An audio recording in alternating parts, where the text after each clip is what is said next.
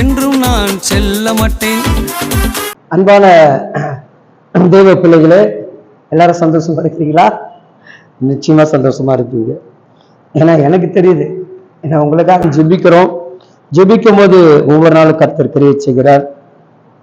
இந்த தொடர் உபவாசத்தின் மூலமாகவும், தொடர் காலை ஜெபத்தின் மூலமாகவும், தனிமை ஜெபத்தின் மூலமாக, இரவு ஜெபத்தின் மூலமாகவும் எனக்காக இதுவரைக்கும் தோள் கொடுத்து, உடல் உழைப்பை கொடுத்து, பொருளாதாரத்தை தாங்கி கொண்ட அத்தனை அன்பு உள்ளங்களுக்கு நெஞ்சார நன்றிகளை சொல்லி என் தகப்பனுடைய பாதத்தை முத்தமிட்டு உங்களுக்காக தொடர்ந்து ஜெபிக்க கர்த்தர் எனக்கு கொடுத்த இந்த நல்ல கிருபைகளுக்காக நன்றி செலுத்துகிறேன்.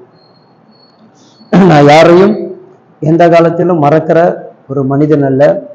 அப்படிப்பட்ட குணத்துல என் தகப்பன் என்னை வளர்க்கல. ஒருவர் செய்த நன்மைகளையும், அவர்கள் என்னோடு கூட இருந்து பட்ட பாடுகளையும், அவர்களை இந்த நிமிடம் வரைக்கும் நினைத்து நான் ஜெபித்து கொண்டிருக்கிறேன். ஆதி நாட்களில் நான் செய்த ஊழியத்திலும் அன்னைக்கும் இன்னைக்கும் இந்த நிமிடம் வரைக்கும் எனக்கு உதவி செய்து கொண்டிருக்கிற அன்பு உள்ளங்களுக்காகவும் தொடர்ந்து ஜெபிக்கிறேன். என்கிட்ட நேரடியாக கொடுக்காமல் சிலர் அனுப்பி வைக்கிறதும், சிலர் கொடுத்தவர்கள் பின்வாங்கி போனவர்களும் உண்டு. அவர்களுக்காக ஜெபிக்காம கிடையாது. ஏன்னா அவங்களுடைய இருதயங்களுக்குள் ஒருவேளை நம்ம கொடுத்தா தான் இது நடக்குது என்று எண்ணக்கூடிய சூழ்நிலைக்கு கர்த்தர் இந்த ஊழியரை வைக்காதபடி அந்த தேவன் கொடுத்த நல்ல வார்த்தைகளை எச்சரிப்போடு கண்டிப்போடு உங்களிடத்தில் பேச கர்த்தர் கொடுத்த இந்த கிருபைக்காக நன்றி. ஏன்னா நீங்கள் தேவன் இந்த ஊழியத்திற்காக செய்த ஒவ்வொன்றையும் கர்த்தர் அறிந்திருக்கிறார். அதற்கு சாட்சியாக உங்க ஊழியக்காரரை கர்த்தர் வைத்திருக்கிறார். பாருங்க, 1 தெசலோனிக்கே 4ஆம் அதிகாரத்துல 18வது வசனம் சொல்லுகிறது, ஆகையால் இந்த வார்த்தையினால் நீங்கள் ஒவ்வொருவரையும் தேற்றுங்கள். ஆகையால் இந்த வார்த்தையினால் நீங்கள் ஒவ்வொருவரையும் தேற்றுங்கள். அல்லேலூயா. எந்த வார்த்தை? கிறிஸ்துடைய ஜீவ வார்த்தை. எந்த வசனம்? வானத்தை பூமியை படைத்த சர்வருடைய வார்த்தைகள். அல்லேலூயா. தேவ பிள்ளைகள் சோர்ந்து போனவர்களை தேற்றுகிறவர்களாக இருக்க வேண்டும். பலவீனத்தில் இருக்கிறவர்களுக்கு பலனை கொடுக்கிறவர்களாக இருக்க வேண்டும்.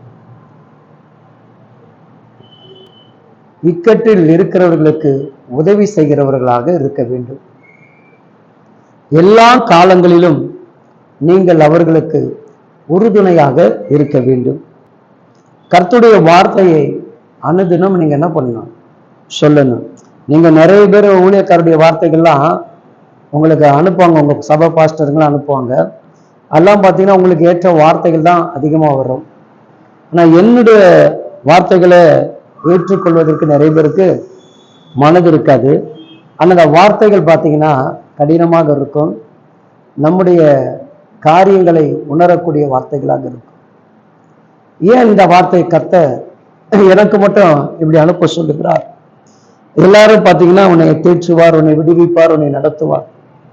நீங்க ஆண்டவர் சொல்ல, உன் குணங்களை விடணும், உன் பெருமைகளை விடணும், புறங்கூறுறதை விடணும், வேத வசனத்துக்கு கீழ்விடணும். இப்படிப்பட்ட வார்த்தைகளை தான் கர்த்தர் என்ன பண்றாங்க? அனுப்பி என்னோட கூட இருக்கிற இந்த ஜனங்களை தேற்றுகிறார்.